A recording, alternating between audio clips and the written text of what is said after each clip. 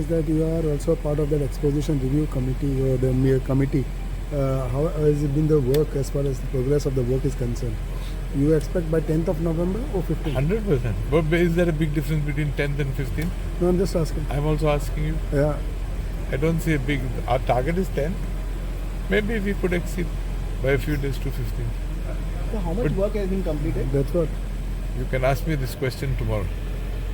Because tomorrow I'm going to Holbox. That's why I'm saying. No, but any idea like what are the changes? See, that you are major trying to major place? problem is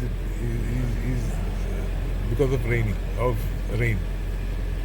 Due to the rain, for example, we can't tar the roads. So there's a lot of work that is execution is a little slow because of the rain.